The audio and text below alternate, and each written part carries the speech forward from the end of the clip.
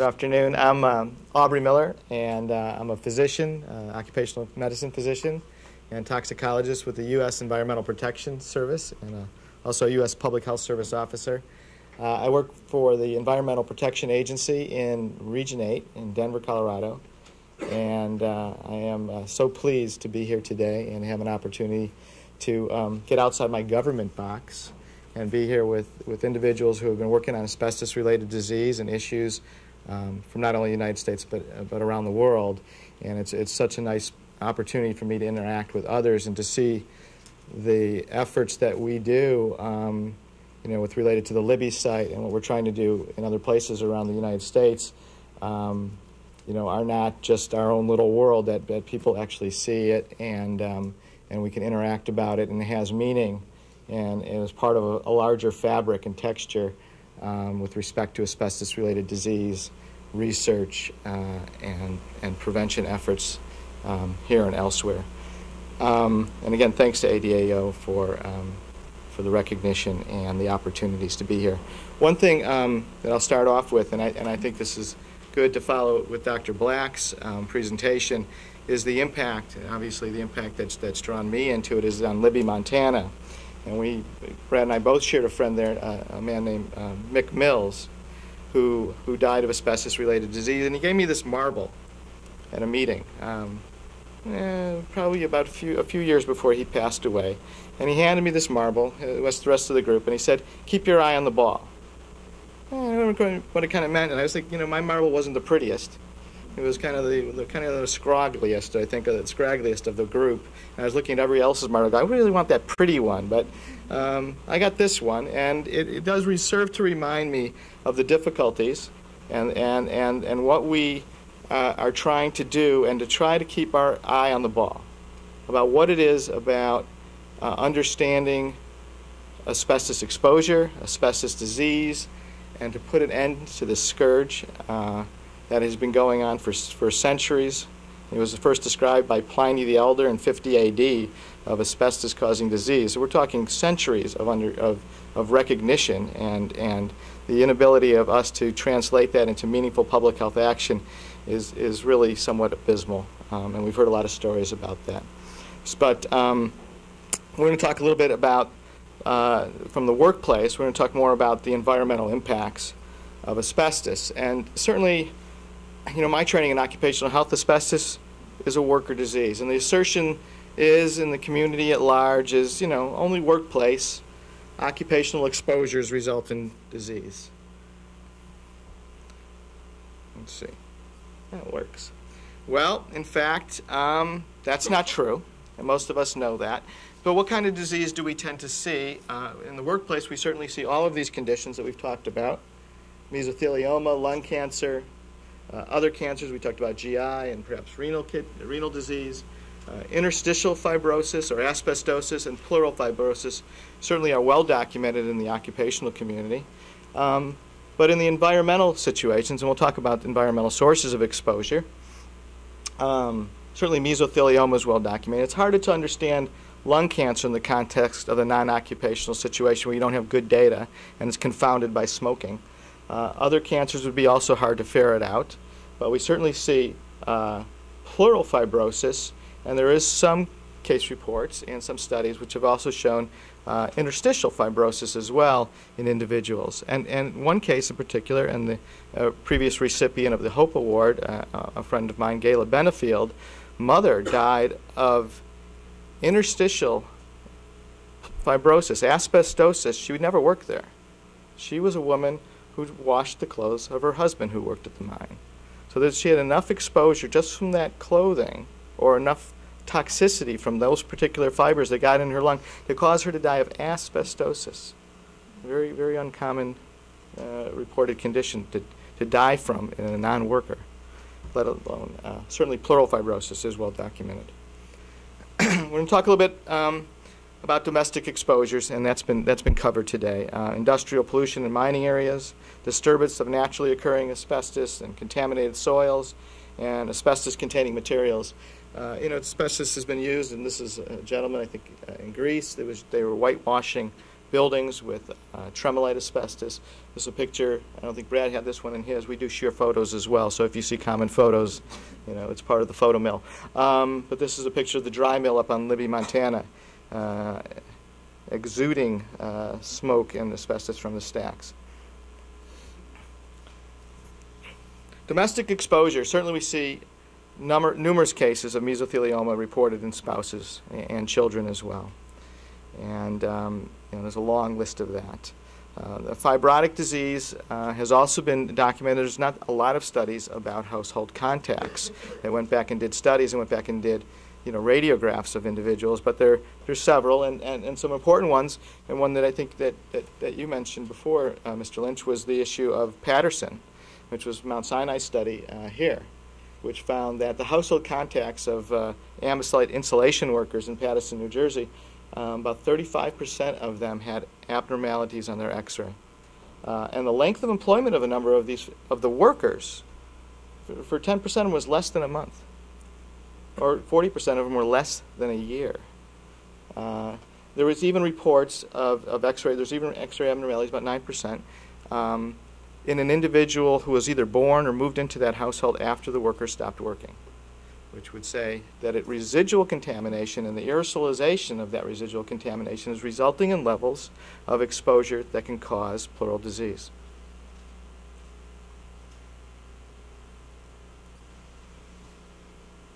Living near mines and quarries. Well, certainly, you know, a case study before Libby would be Whitnum and the crucidolite mine in Australia. And folks have kind of looked at that as well. They have been following case rates of environmental mesothelioma, and they're quite high, 710 per million. We typically look at 1 in a million, maybe to 1 in 100,000 as the high end of what we would expect to see in a population of mesothelioma. Libby, Montana as well.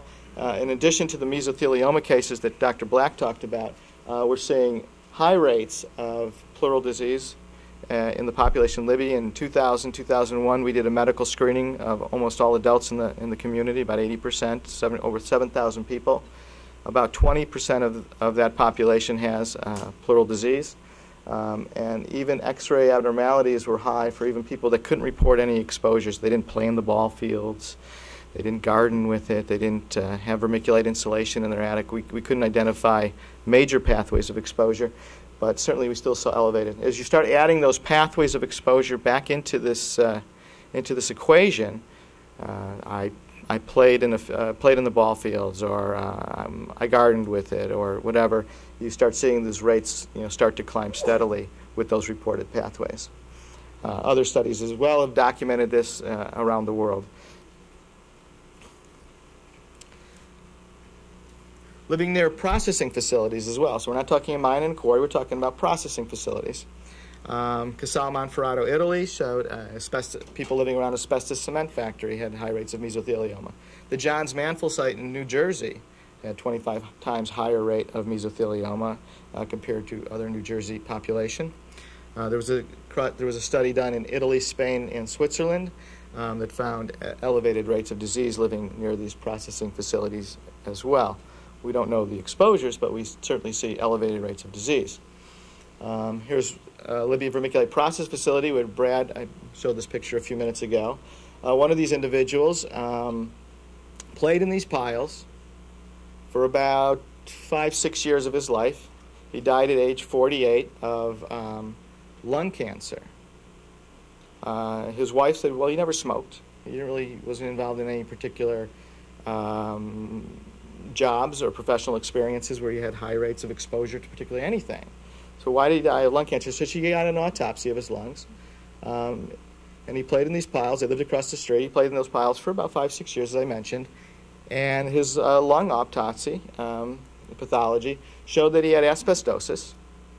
And that the fibers from that asbestos that were in his lung were consistent with the fibers from Libby, Montana. This was the processing plant across from his house where he played, and attributable to the asbestos from the vermiculite from Libby, Montana for a few years of his life. These processing plants from Libby, over 300 nationwide. EPA has been doing evaluations and cleanups on these sites, and that continues to be an ongoing process. One of the largest ones that is still ongoing is the Minneapolis site that I just showed you a minute ago. Well, what about disturbance of contaminated soils? Just soils that happen to have asbestos or amphibole minerals in them that look like asbestos. So we see elevated disease all over the place, throughout the world in various locations where populations have been exposed. So you have, in Turkey, as Dr. Lemon mentioned before, I'll be heading out to Turkey later next week to look at this erionite situation. We also have a site in North Dakota which has erionite contamination, which they've been unknowingly using erionite for road gravel and road aggregate in North Dakota. And we're trying to get a better understanding of what the exposures are and look at the population in Turkey to help us with that. And the Turkish government's part of our investigative research group with respect to that. But other places around the world as well, New Caledonia, Corsica. Daoyou, China is actually a very interesting study as well, where they had crucidolite contamination in the soils. They had high rates of mesothelioma. They also saw interstitial lung disease as well as pleural disease in very high rates. And they had a comparison population, another community in China, where they saw none of this. So it was a very nice evaluation there. Greece with the tremolite. And then California is obviously in question, as folks have been following a little bit. El Dorado, California, up around Sacramento, which has both kind of an antinolite and tremolite contamination. And there's some question about, well, are those fibers the toxic kind of asbestos fibers? We'll talk a little bit more about that. There was a study done on the California site by Pan and Mark Schenker in 2005, where they kind of looked at, people that lived near these areas, these naturally occurring sources of asbestos, and they found that as people moved away from those areas, their mesothelioma rates dropped. They tried to adjust it for age and race and sex and occupation, and it's actually a very interesting study and pretty well done for an ecological epidemiology study of that kind, and certainly raises a lot of hypotheses and questions to look at this more closely. Asbestos products, and this is ADAO's really great work, and thanks to ADAO for doing this. Looking at products. So, there's case reports of individuals that worked around certain products. Certainly the vermiculite installation, as Dr. Black presented before, also talc cases. But there's very limited studies of disease resulting from these products. And certainly confounded by other asbestos exposures. Well, it's not from the product. This guy did this, or he fixed car brakes for a couple of years, or something else. So it couldn't possibly be these other products, would be the assertions. And the risk depends on with these products and what you do with them. How are you exposed? What's the nature of the product? How often are you doing it? And this other big issue, which goes overlooked, which we alluded to a minute ago, is a secondary contamination. If you use one of these products like fingerprint kits in your home, now have you just contaminated your home, and your kids are going to continue to be exposed on an ongoing basis to re-aerosolization of these fibers in that space, in their living space. Another assertion is only long-standing high-level exposures result in disease. There's occupational exposures. Other people don't get it. Workers get asbestos disease. It's this high-level thing. We don't really need to worry about products with low contamination, etc. So what kind of information do we have a little bit along these lines? I'm going to come back. Certainly there's a lack of data in many of these instances. There's certainly numerous case reports of mesothelioma occurring at very low levels, what would be considered relatively inconsequential levels of exposures reported by Dr. Selikoff many years ago, who was astounded by the findings of these short histories of exposure and people developing mesothelioma. The Wittenoom published a paper not too long ago in 2007 where the mesothelioma rates were quite high, as I mentioned, but their cumulative exposure level, 5.5 fiber cc years, is actually quite low, and is estimated by Dr. Ragley that to double the background rate of mesothelioma for Australia, it would take 2 months at 0.1 fibers per cc. That is our current occupational level. That's just talking 2 months in a lifetime at that level. Marysville, Ohio, a paper was just published this last month by Dr. Rose and Dr. Lockey And we're working closely with Marysville, Ohio. Now, this was a processing plant for Libby, Montana. Marysville, Ohio is actually O.M. Scott, and they produced fertilizer, and they used vermiculite in those days before they realized that the vermiculite was contaminated as a carrier agent for the fertilizers, the nitrogen and phosphorus, and you put it in your backyard, Scott fertilizer. And they noticed back in the early, late 70s that their workers were getting sick, and they initiated a series of studies. It started there and eventually ended up looking at Libby, Montana. But anyways, the workers had pretty low exposures. This is kind of this is a secondary kind of thing. They got the vermiculite from Libby mine. They didn't do the mining work. They got the vermiculite and they did the work there, so they had relatively low exposures. And Dr. Lockheed's recent paper would say that 20% with less than 2.25 cc years of cumulative exposure had pleural disease. All very telling and worrisome with respect to these low exposures resulting in disease. Well, materials and products containing less than 1% asbestos contamination don't generate exposures of concern. Well, there's a whole area of this that people tended to believe was a safety level. When EPA kind of had language with respect to materials called ACM, asbestos-containing materials, that was based on an analytical tool which could see about 1% of the asbestos in the material. Not the fact that it was safe. It had nothing to do with safety. It was based on tools that were available at the time when discussion about what side of levels should we try to start reducing products to. It had nothing to do with safety. So the tools still aren't very good about seeing contamination within a solid material. You can't see it very well. So what you do is you disturb it. If you disturb a solid material containing low concentrations of asbestos, and everybody remembers Pigpen, our favorite, who had this little personal dust cloud around him. So Pigpen's little dust cloud, he generates the exposure, and that exposure is what his exposure is, dealing with the particular material. Now, many folks would take stationary samples, especially in EPA does a lot of environmental work. They'll take a stationary sample over here, set up a monitor, but people are doing stuff over here. And the difference is huge between what an individual personal exposure is and what that environmental exposure is. And that's why OSHA requires personal monitoring on workers. You have to establish personal monitoring. What's their personal dust cloud, their personal exposure, and how does that reflect on their risk? So certainly we've learned lessons. I was former NIOSH, and we took the occupational health paradigm to the environment, and we found it, well, in fact, that we generate a personal dust cloud. As a matter of fact, EPA transformed this to policy in 2004, that all Superfund sites have to be analyzed. There is no more 1% at EPA's Superfund. It used to be in this thing about soils at 1% were probably okay. That's not there anymore. Now we have to go in and figure out what are personal exposures. What are people being exposed to? None of this 1% anymore. You cannot use that. And the fact that this polarized light microscopy, PLM, is a tool that can identify asbestos in materials, it doesn't do a very good job in predicting whether or not they're going to be exposed. Oh, 2 minutes. So asbestos is a risk when released to the air. We talk about disturbance of contaminated soils. It's happening certainly across the country, El Dorado, Clear Creek, Dunn County, Libby, Fairfax, different places. Here's pictures in some of the work that was done just in El Dorado, but it's also being done across the country. El Dorado, this is, as you can see, these are not your average bicyclists. You know, they're Darth Vader-esque, but no, they're wearing monitors and they're riding on. This is just a running path in El Dorado and trying to get an understanding of what exposures would be. That we know this soil's contaminated with asbestiform materials or asbestiform fibers.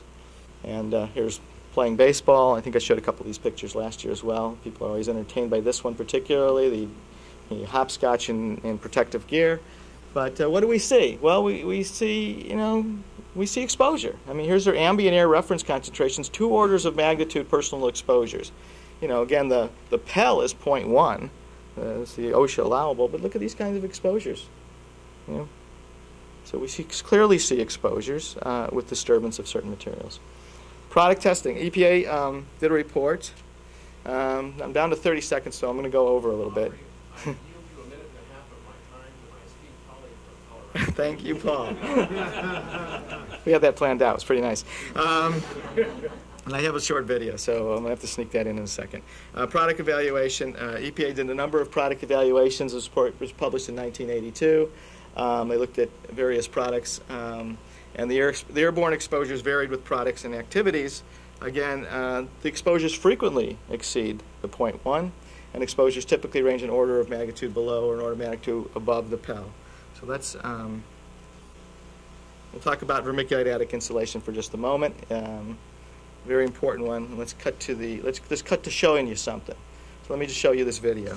I got to go back. MAS conducted a study of asbestos exposure while removing W.R. Grace's vermiculite attic insulation to install a heater fan in the ceiling of a bathroom. This video was made as part of that study. Air samples were collected during the study to measure asbestos exposure. This video was filmed using a lighting technique known as Tyndall light phenomena. A bright spotlight is used, allowing for the observation of small dust particles not normally visible in ambient lighting. Most people have experienced this as sunlight streams through the window of a darkened room, making airborne dust particles visible. The first part of this video is a view of the attic area before any work takes place. But as soon as the worker enters the attic space, the dust begins to accumulate.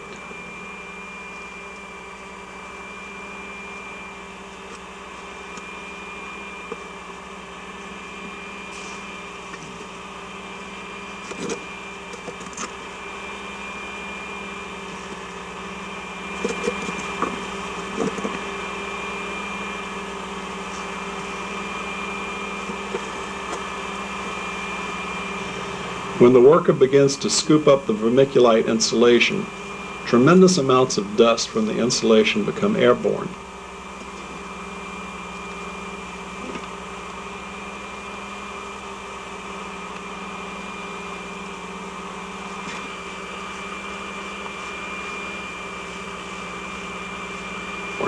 As the worker continues, more and more dust becomes airborne.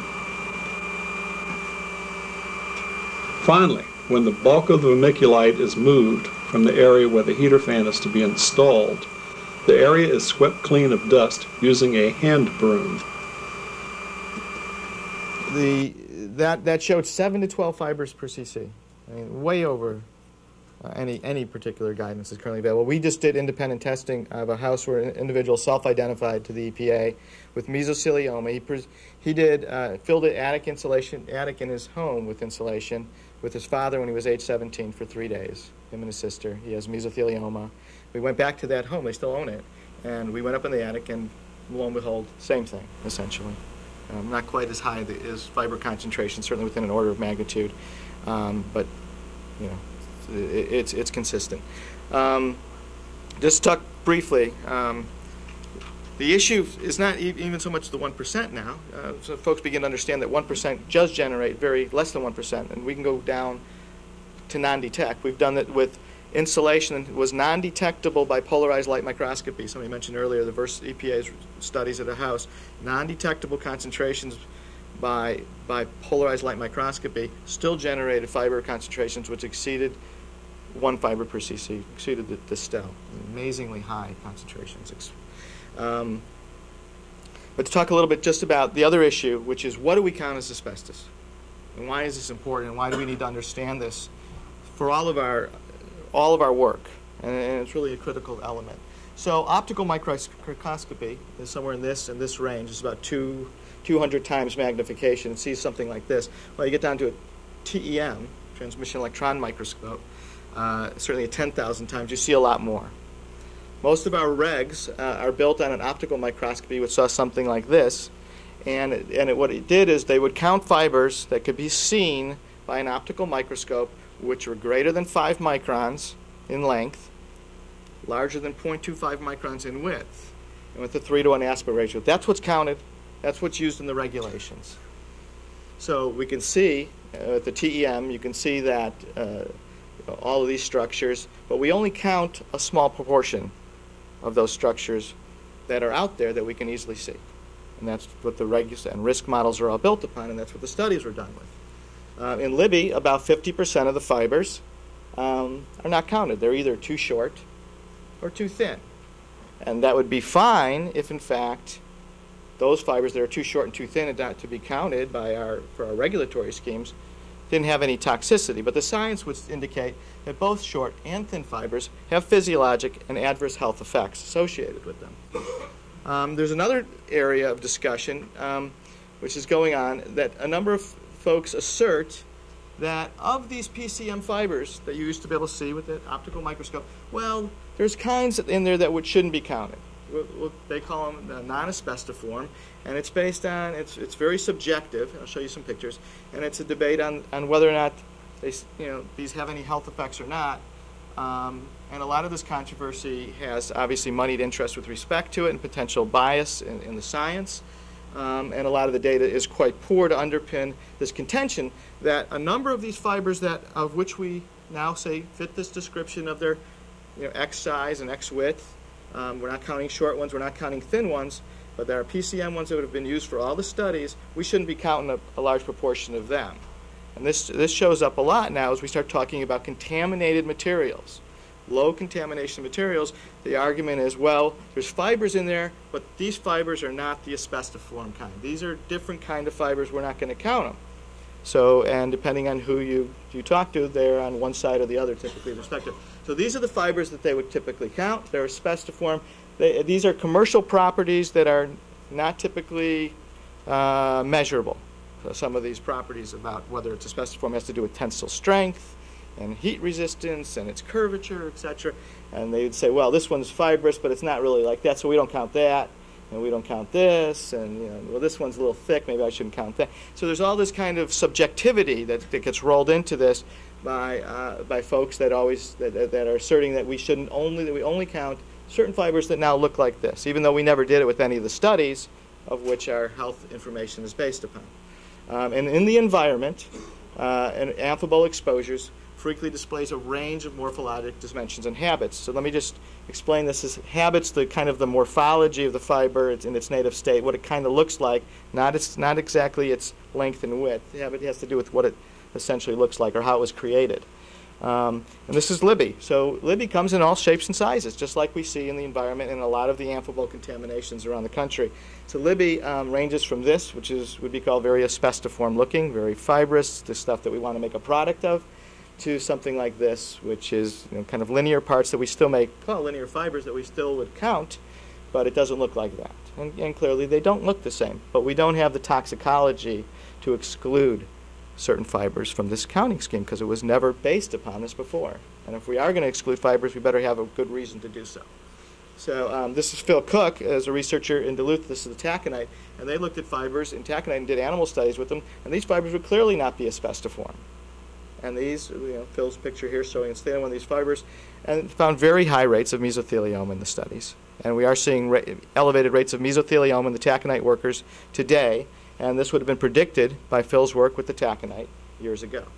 So just to sum up, and I apologize again, the environmental exposures result in disease across the world. Wherever you have an elevated exposure across the world, you see elevated disease. We see even short-term and lower-level exposures resulting in that disease. Materials and products containing less than 1% asbestos can generate very high airborne fiber concentrations. And such materials of note can be readily evaluated. Even though we don't have great tools to look at the material itself, you can take each of the materials and generate fibers from it. So you can see if, in fact, a product wants to be put on the market, disturb it. Put it in a box, disturb it, shake it up, see if it's kicking off fibers, and measure it.